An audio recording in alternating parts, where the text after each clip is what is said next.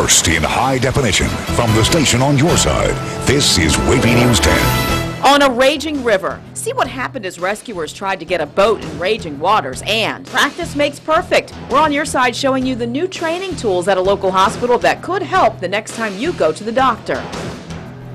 A Currituck County teen accused of killing her newborn baby is out of jail. 16-year-old Rebecca Jo Blackmore is free on $250,000 bond. Police arrested her in June after she went to the hospital for medical treatment. 10 on your side's Ava Hurdle just returned from Currituck County, where people are talking about this case. Ava? Nicole, those residents we spoke to have mixed feelings about this case. Blackmore was released just before midnight after her family posted bond. A sheriff's deputy stands watch to keep people away from Rebecca Jo Blackmore's home on Knott's Island. Back in June, the teen allegedly stabbed a newborn baby there and left the little girl in a closet.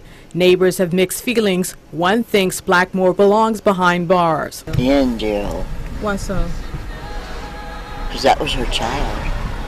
That is my baby daughter, and I would protect her with my life right now. From Kay and John Barnes, this view. She was a good student in school, you know, well recognized in the community, and nobody knows why this happened. But yeah, I'm not against her being bailed out on bond. We feel very sorry for the family. Yes. Blackmore was released under the following conditions. She has to maintain an address in Currituck County, must contact the sheriff if her address changes, maintain regular contact with her attorney, and work toward a high school diploma or its equivalent. We asked a legal expert by telephone about the 16-year-old getting out of jail on bond for a murder charge. You can have the most sensational charge in the world, and if otherwise the person has ties to the community, has never been in trouble before, always shown up to court, all of those things are taken into consideration by a court determining whether or not somebody's suited for a bond. And he admits Blackmore has not been convicted but is innocent until proven guilty. Now, according to court records, Blackmore's family was able to work out financial terms with two bondsmen to get her out of jail. No trial date has been set. I'm Ava Hurdle, 10 on your side. Today, a Virginia Beach judge convicted a mother of voluntary manslaughter in the death of her own son. Angelica Lee was originally charged with first-degree murder. Police said she shot 24-year-old Marcus Reese after a fight inside this home on Woodlake Road in 2009. The judge will decide Lee's punishment next year. Breaking news out of Newport News now. Crews are on the scene of an apartment fire in the 2300 block of Jefferson Avenue. Chopper 10 is headed to the scene, and we will bring you live pictures from Chopper as soon as it gets there. A Portsmouth woman told 10 on your side that she smelled smoke, then she saw flames coming from her living room couch and her chair. Well, fire crews rushed to the house on Clay Street overnight. Everyone at home made it out safely. Family says they will stay with relatives right now. Investigators still don't know what started that fire. Also, investigators say that an early morning house fire in Hampton is now suspicious. Firefighters say that when they arrived at an abandoned home along King Street, they found flames shooting through the roof of an attached garage. That garage was recently renovated into a room. Investigators say the home didn't have power. Crews put the fire out quickly. No one was hurt.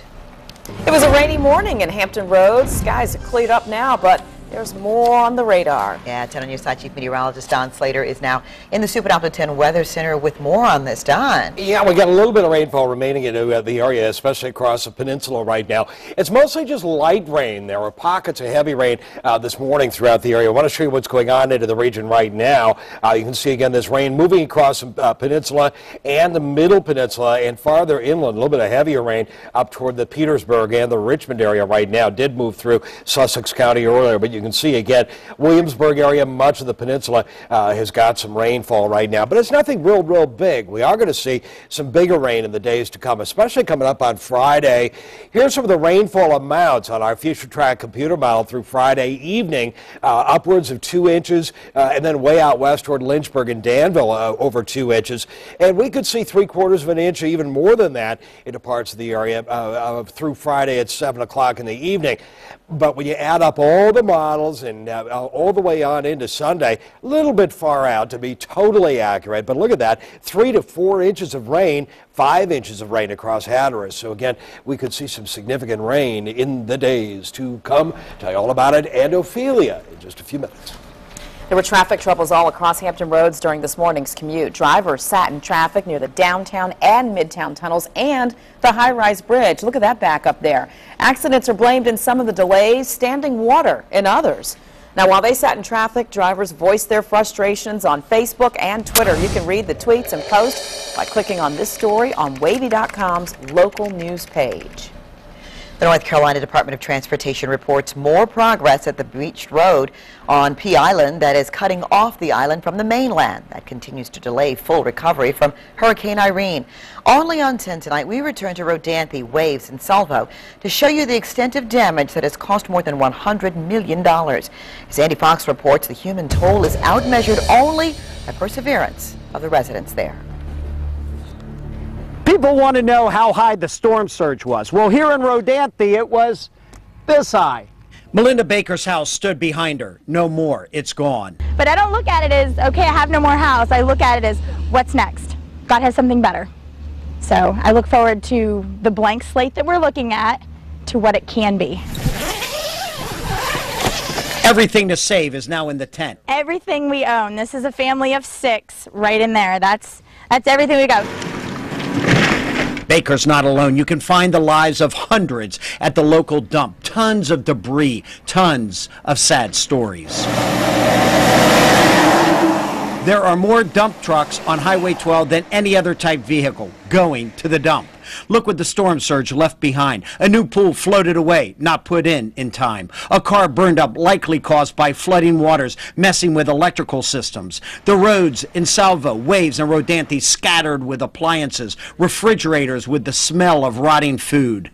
Here's the power of the storm. There was 480 foot of dock over there. 5 foot 8 inches of storm surge took the dock from over there and washed it up over here.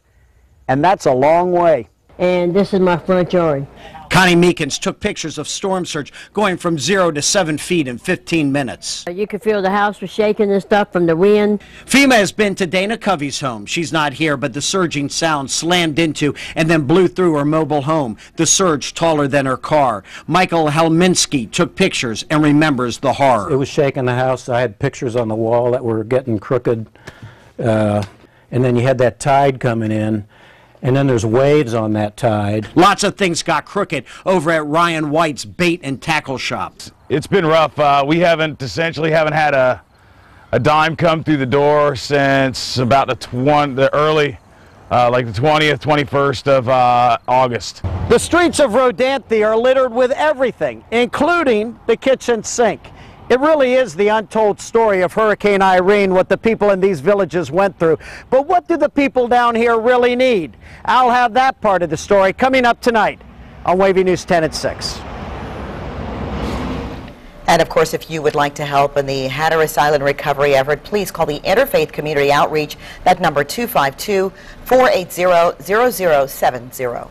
A federal judge in Norfolk dismissed a lawsuit that sought an additional $282 million from Sudan for the USS Cole bombing. Relatives of the 17 sailors killed in the 2000 attack in Yemen filed that lawsuit last year. The judge said the plaintiffs cannot file a new lawsuit based on the same terrorist incident. Many of them received an $8 million judgment in a 2007 lawsuit. Let's go back to that breaking news now. We have a picture that just came into us from reported@wavy.com. You see some flames there. This is in Newport News, the 2300 block of Jefferson Avenue on the city's east end. Chopper 10 is headed to the scene. Remember, if you see news happening and you can send it to us safely, email us your pictures to reported@wavy.com. Well, I should say whoever knows who it is, and if the robbers are paying them to say it, they should stand up and tell the cops. Stealing from sick children. Police in Portsmouth are looking for the person who broke into the CHKD thrift store. We'll tell you what they took, new at 5:30. Afraid at school. 1 in 3 middle and high school students say they've been bullied. Now Washington has a warning for parents about the example they set. Trouble on the water. Rescuers work to reach the people on a boat in the middle of a raging river. We'll show you what happened before crews got there.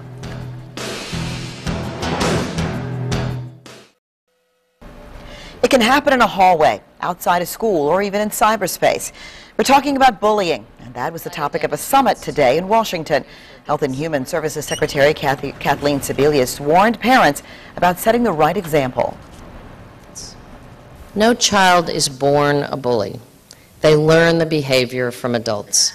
And every time an adult witnesses bullying and ignores it or responds in a way that makes it seem like it's not a big deal, it sends such an important message to other youth that bullying is okay. The Department of Health and Human Services launched a website to help parents, schools, and communities develop programs to stop children and adults from bullying each other. We posted a link on WAVY.com. 2 American hikers held for more than 2 years in Iran are on their way home. Josh Fatal and Shane Bauer left Iran's Evin prison, then got on a plane to Oman where the two were reunited with their families. They were released on bail of $500,000 each, an arrangement similar to the one that brought freedom last year for Sarah Shroud. Short, that is. The 3 were arrested near Iran's border with Iraq in 2009 and accused of spying. They say they were simply hiking.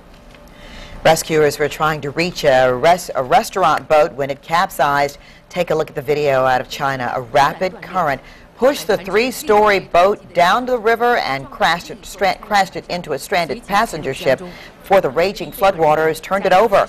All 11 people on board survived. Some people are genetically destined to lose some, if not all, of their hair. But new research shows we do have a certain amount of control over our hairlines. We'll tell you what might also make you lose it.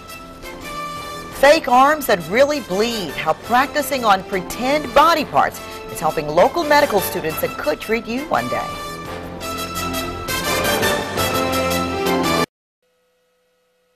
You can't avoid the construction around the hospital complex in the Ghent section of Norfolk. But one big project is now complete. Eastern Virginia Medical School calls it a gift to the community. They invited 10 on Your Side Stephanie Harris to check it out. Ever buy yourself a birthday present? Well, this new building at Eastern Virginia Medical School is sort of like that. The price tag, $59 million taxpayer dollars. Let's unwrap it and see what you get. Bag full of fake blood? Not your idea of a good gift? Well, hold on a minute and let the medical school's president explain. There will be a doctor shortage, guaranteed, as the 79 million baby boomers reach retirement age. This building gives EVMS more space to train 30% more doctors and 60% more physician's assistants. Here's another gift for you, these mannequin arms. Students use them to practice administering IVs before they get their hands on real patients. You want to be able to see that you're getting flow, so that's going into the vein. And since the fake arms bleed for real, students know when they make a mistake. Good job, Jess. Thanks. Your future could be in her hands or in hers. Researchers here also fight cancer. There's a new technology where you can put a whole piece of tissue on a slide, looks like this, a little piece of tissue on a slide, in the mass spectrometer. This is the mass spectrometer. The machine is key in Dr. Lisa Kazari's study of prostate cancer, which affects thousands of men in Virginia. My father has a rising PSA that he's concerned about, so every year he goes to the doctor and he says, well, my PSA is a little higher, when are you going to find the cure for prostate cancer? So maybe within 5 years, Dr. Kazari says. She'll at least be able to tell men how aggressive their cancer is so they can get the right treatment. So basically, this bow represents the gift of good health, or at least the promise of it. One final perk, President Lester says this project came in on time and on budget. Stephanie Harris, 10 on Your Side. The new education and research building cost $80 million total. $21 million came from corporate and private donations. And it's environmentally friendly, too, with elements including low-flow plumbing and timed lights. We want to go back to that breaking news now out of Newport News, an apartment fire in the 2300 block of Jefferson Avenue in the East End. A few minutes ago, we saw flames coming from it. Right now, it looks like the flames may be out from the outside, but chopper pilot John Massey is over the scene right now. John. Yes, Alvita, taking a live look down from chopper 10. We're having problems keeping our shot up. John, can you hear us again? Yeah, I've got you. Go ahead. Go ahead, John. All right, we've got some weakness there in that signal from Chopper 10. You saw the picture there of the fire trucks, the firefighters trying to put that fire out. Now we don't see smoke or flames, but it was a different story just moments ago. Hopefully no one was hurt in this fire. Now, in high definition, your Super Dapper 10 forecast with Chief Meteorologist Don Slater.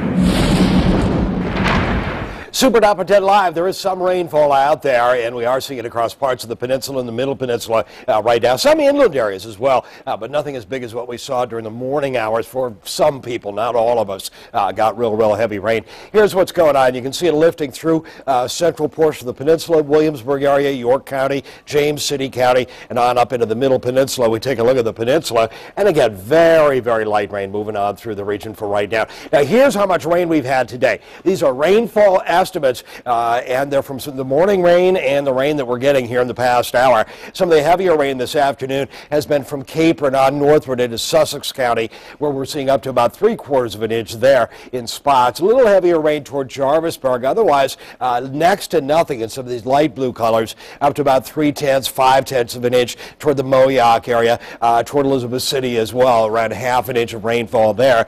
We move up into the Hampton Road cities at the south side. This is where we did see some fairly hefty rain this morning from southern sections of Chesapeake, and you can see 1/2 an inch, 7/10, 1.2, 1.3, and then into the extreme southern tip of the eastern shore. Then it tended to fall apart, become a little bit lighter, but for now, again, we're just seeing some scattered light rainfall for now. Now we're going to see more to come. Also, want to let you know what's going on with Ophelia, and Ophelia is right underneath the 10 there, and that's where the storm is. We want to show you where this storm is going, more importantly, over the next several days. Again, it's under the 10, so we can't see it. It's 60-mile-an-hour winds, moving to the west at 14 miles an hour.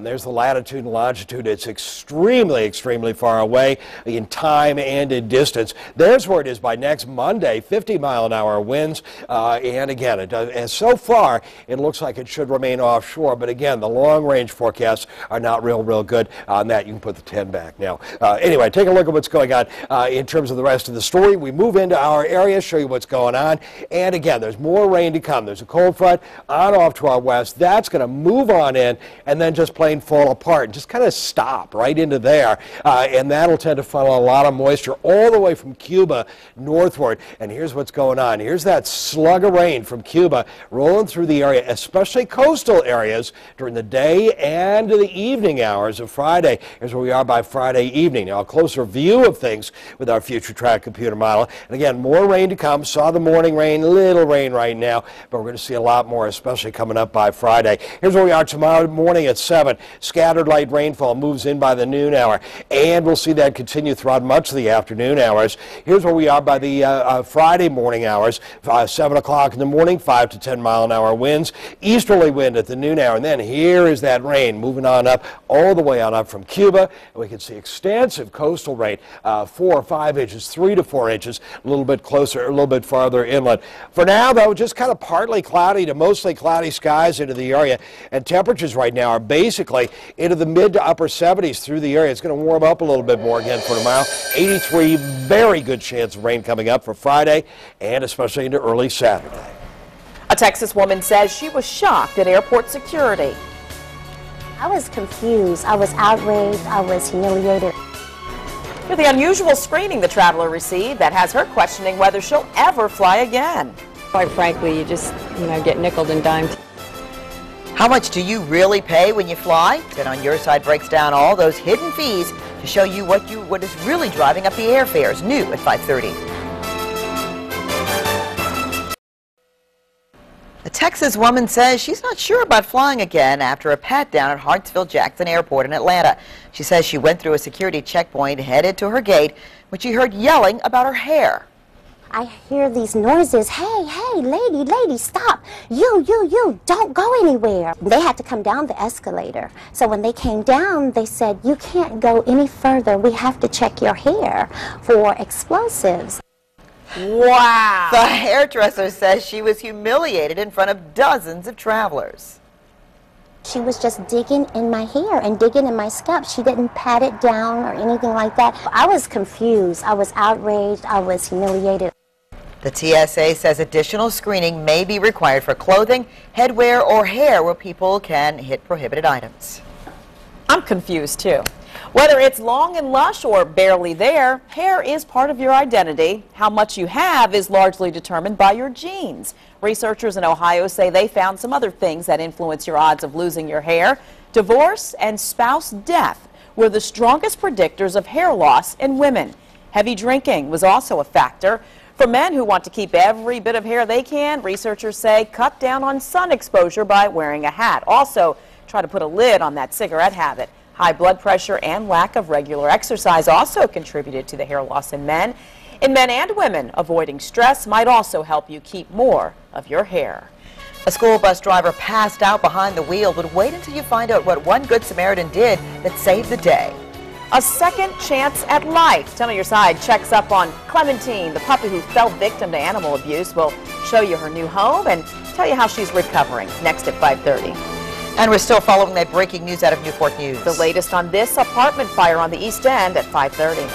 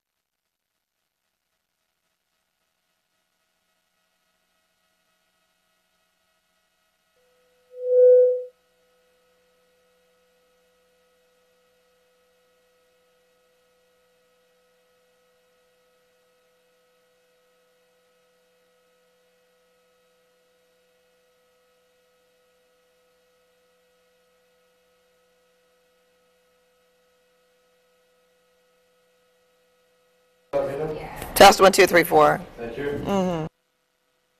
Hello. Thank you, sir.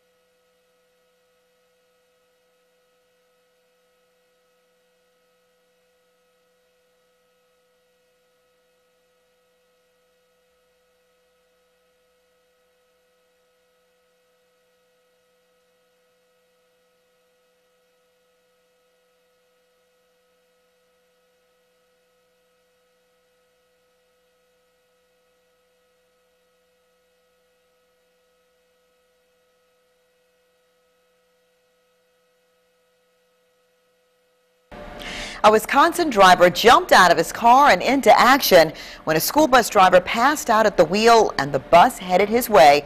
It was at a busy intersection. The bus was going about 5 miles an hour when Matt Collins opened the driver door, put the bus in park, pulled out the driver, and started giving him CPR. Police say Collins' quick action saved the driver's life and kept his 2 students on board out of danger, but he doesn't consider himself a hero.